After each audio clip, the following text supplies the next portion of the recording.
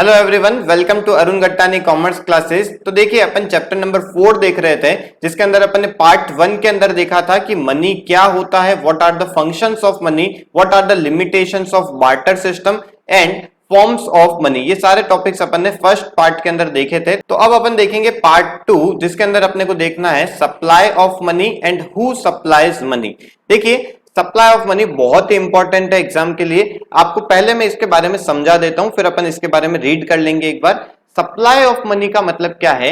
देखिए कोई भी इकोनॉमी, जैसा कि मैं एक मानता हूं कि इंडिया एक कंट्री है, उसकी एक इकोनॉमी है, उस इकोनॉमी के अंदर पूरे मार्केट के अंदर कितना पैसा पड़ा हुआ है एक पर्टिकुलर पॉइंट ऑफ टाइम पे। मतलब एक डेट अपन ने सपोज चुन ली कि 1 मई 2021 पे मार्केट के अंदर कितना पैसा एक दिन में मतलब यहां पे पड़ा हुआ है, मार्केट में आया हुआ है, उसको मैं क्या बोलूंगा? सप्लाई ऑफ मनी बोल दूंगा। आई होप आपको ये समझ में आ गया होगा कि पूरे देश के अंदर कितना पैसा पड़ा हुआ है। अब वो पूरा देश के अंदर कहां कहां पे इंक्लूड होएगा, कहां मतलब जैसे कि बैंक में जो पैसा पड़ा है उसको इंक्लूड करना है या नहीं करना है, या फिर जो लोन देने वाली फाइनेंशियल इंस्टीट्यूशन है उनके पास में पैसा पड़ा हुआ है उसको इंक्लूड करना है या नहीं करना है, आरबीआई के पास में पैसा पड़ा हुआ है उसको इंक्लूड करना है या नहीं करना है, गवर्नमेंट के पास में पैसा पड़ा हुआ है उसको इंक्लूड करना है या नहीं करना है। ये सारी चीजें अपन डिटेल में अभी देखने वाले हैं। पहले अपन एक बार रीड कर लेते हैं कि सप्लाई ऑफ मनी क्या होता है। देखिए लिखा हुआ है, सप्लाई ऑफ मनी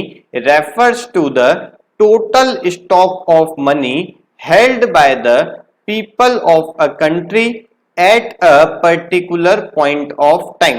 मतलब आपको समझ में आ गया, क्योंकि पीपल के पास में जितना पैसा पड़ा हुआ है एक पर्टिकुलर पॉइंट पे, उसे अपन क्या बोलेंगे? सप्लाई ऑफ मनी बोलेंगे। इंपॉर्टेंट कॉन्सेप्ट है, आपको ये अच्छे से आना ही चाहिए। नेक्स्ट आता है it is a stock concept. Stock concept और फ्लो कॉन्सेप्ट मैंने आपको बताया था।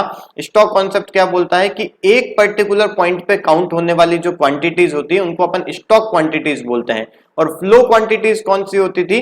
जिसको अपन over the period of time calculate करते हैं। मतलब जैसे एक साल की इनकम कितनी है, एक साल का एक्सपेंडिचर कितना है, उसे अपन फ्लो कॉन्सेप्ट बोलते थे या फिर फ्लो क्वांटिटीज बोलते थे।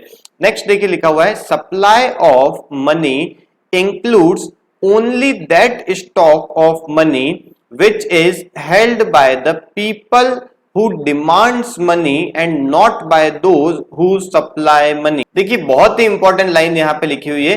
क्या लिखा हुआ है कि सप्लाई ऑफ मनी के अंदर अपन उसी अमाउंट को, उसी मनी को काउंट करेंगे which is held by the people of the country. People of the country क्या करते हैं? डिमांड करते हैं मनी की।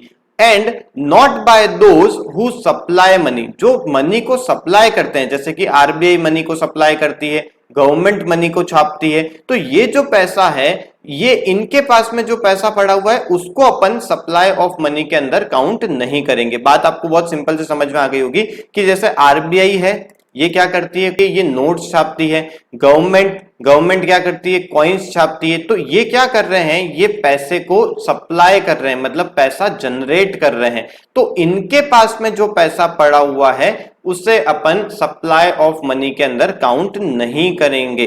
ओके, ये बात आपको अच्छे से समझ में आ गई होगी। फिर भी अपन थोड़ा और इसके डिटेल में देखेंगे।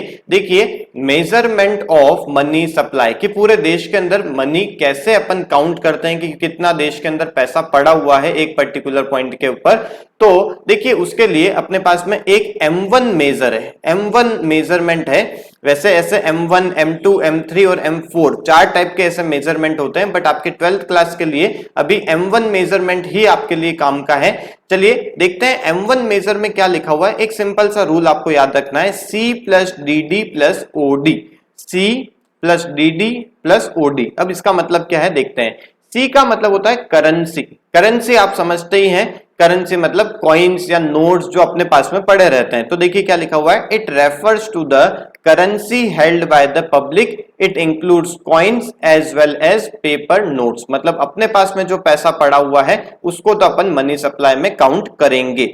नेक्स्ट देखते हैं डीडी। डीडी का मतलब आता है डिमांड डिपॉजिट। डिमांड डिपॉजिट क्या होती है? देखिए लिखा हुआ है, it refers to the demand deposit of the people with the commercial bank, मतलब अपन ने जो पैसा कॉमर्शियल बैंक अपने जो बैंकों में जमा करवाया है उनको अपन क्या कर सकते हैं, कभी भी डिमांड कर सकते हैं। तो वो जो पैसा है उसको भी अपन मनी सप्लाई में काउंट करेंगे। जैसे कि मेरे पास में आज 5 लाख रुपए तो कैश में पड़े हुए हैं और 15 लाख रुपीस मेरे बैंक अकाउंट के अंदर पड़े हुए हैं, तो टोटल मनी सप्लाई में कितना काउंट हो जाएगा, टोटल 5 + 15 मतलब 20 लाख रुपीस मनी सप्लाई में काउंट हो जाएगा। नेक्स्ट आता है ओडी। ओडी का मतलब होता है अदर डिपॉजिट्स। अदर डिपॉजिट्स में देखिए अपन क्या क्या को इंक्लूड करेंगे, यहां पे लिखा हुआ है 3 आइटम है। Demand deposit with RBI of public financial institutions like NABARD. देखिए जैसे नाबार्ड जैसे जो इंस्टीट्यूशंस हैं उन्होंने अपना पैसा आरबीआई के अंदर जमा करा रखा है, तो उनका जो पैसा जमा हो रखा है उनको भी अपन मनी सप्लाई में काउंट करेंगे। नेक्स्ट आता है demand deposit with RBI of foreign central banks end of the foreign government, मतलब बाहर की सरकार ने अपने आरबीआई के अंदर कुछ पैसा जमा करा रखा है या फिर बाहर के बैंकों ने अपने आरबीआई के अंदर कुछ पैसा जमा करा रखा है, तो उसको भी अपन अपने देश की मनी सप्लाई के अंदर काउंट करेंगे। नेक्स्ट आता है demand deposit of international financial institutions like IMF, world bank. World bank ने यदि पैसा जमा करा रखा है आरबीआई के पास में, या फिर आईएमएफ इंटरनेशनल मॉनेटरी फंड ने अपना पैसा आरबीआई के पास में यदि जमा करा रखा है, तो उसको भी अपन मनी सप्लाई में काउंट करेंगे। ये बहुत ही इंपॉर्टेंट है, आपको ये याद होना चाहिए। ऐसा का ऐसा M1 कॉन्सेप्ट बोलता है C + DD + OD। अब इसके अंदर एक और चीज आती है, क्या चीज आती है कि किन किन को अपन इंक्लूड नहीं करेंगे। वैसे मैंने आपको बताया था कि आरबीआई का जो पैसा है उसको अपन इंक्लूड नहीं करते हैं, और गवर्नमेंट का जो पैसा है क्योंकि ये सप्लायर ऑफ मनी है, ये मनी को सप्लाई करते हैं, तो इनका पैसा अपन मनी सप्लाई काउंट करते टाइम पे अपन उसे इंक्लूड नहीं करेंगे। तो देखिए यहाँ पे क्या लिखा हुआ है, ओडी डज नॉट इंक्लूड, मतलब अदर डिपॉजिट में क्या क्या चीजें नहीं आएगी। लिखा हुआ है deposits of the government of the country with RBI, government का पैसा जो आरबीआई में जमा हो रखा है उससे अपन काउंट नहीं करेंगे।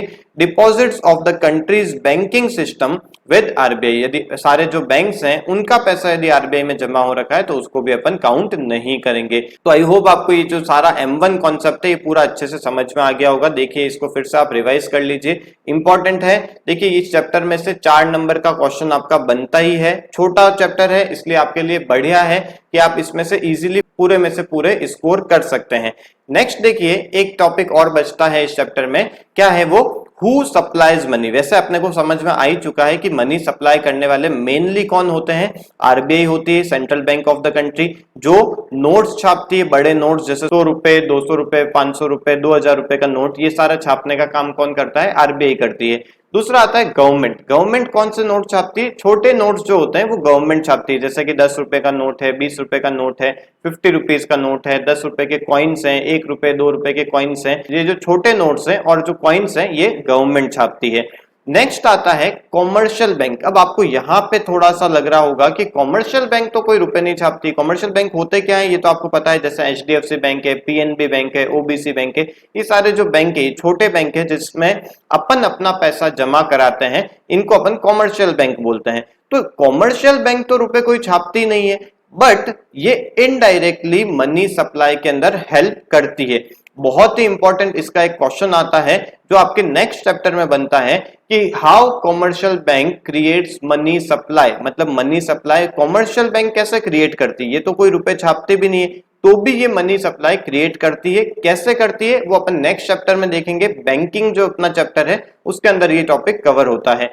चलिए तो आज की क्लास को तो अपन यहीं वाइंड अप करते हैं। आप इसमें देखिए थ्योरी भी आपको देखनी है तो आप यहाँ पे देख सकते हैं, इससे रिलेटेड जो भी नोट्स हैं और वो भी सब आप जरूर देख लीजिएगा, और भी यदि कोई क्विज हैं उनको भी आप जरूर देख लीजिएगा। चलिए ओके, थैंक यू।